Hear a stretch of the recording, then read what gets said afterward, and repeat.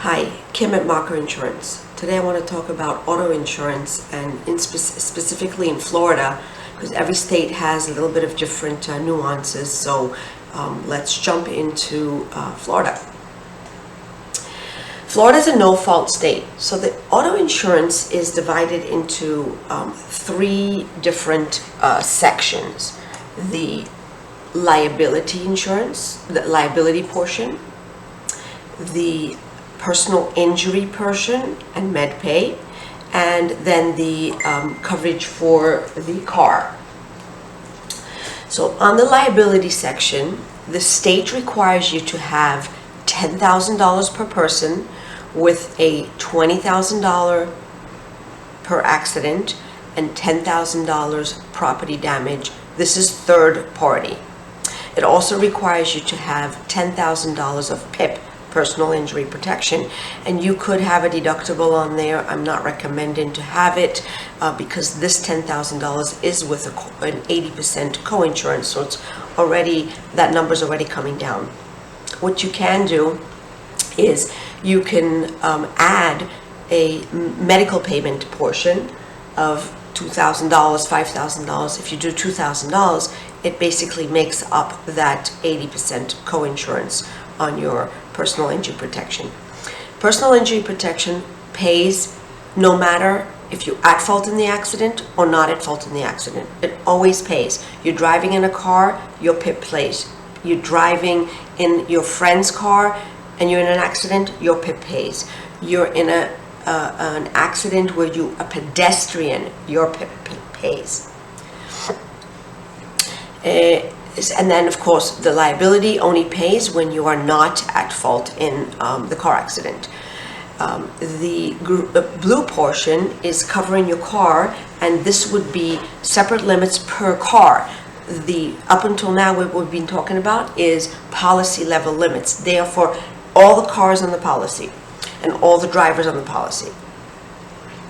This section can be separated per car. So in this example, we have a $1,000 deductible on this 2023 Porsche for comprehensive and collision. Comprehensive, the car is not driving. It's not another car hitting another car. This can be a tree falling on the car. This could be a hurricane, anything that's not while you're driving.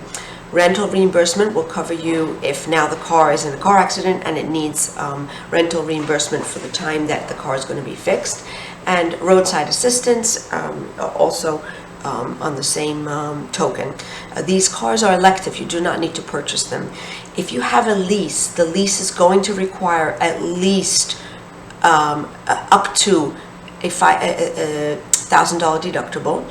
And on your liability, the maximum, the lowest limit that you can go is $100,000 per person, to $300,000 per accident, and $50,000 for bodily injury. What I want you to know, if you do go to a dealer might be trying to sell you just what's called PIP and PD, which is what is required to put tags on your car. So in order to get tags on your car, all you need is PIP at $10,000 and property damage at $10,000.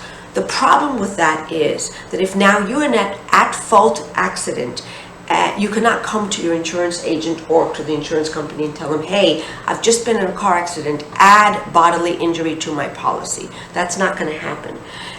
If you are in a car accident and you are at fault and you only have PIP and PD, then you will get a ticket for not having insurance and you will have to file what's called an SR22. I have another video explaining on that. If you want more information, look in detail about that. So the last portion that we have not talked about is this green one. So the green is talking about uninsured motorists. And there's two ways that you can get uninsured motorists. One option is stacked and one option is non-stacked. In both situations, the uninsured motorist basically acts as if this liability limit is the other car's limit if you were in an accident that you were not at fault in the accident. So if you are in an accident now and you're not at fault in the accident and you sustain injuries, then you can basically use the uninsured motorist as if it's the other side for the limits that are on the policy. Stacked means this is the limits that you have. Excuse me, non-stacked means the limits that are stated on here, that's the limit that you have. Stacked basically means I'm doubling those limits. But in addition to the fact that you're doubling those limits, it also actually adds another layer of protection, which it would cover you if you're in a car accident. Of course, you're not at fault.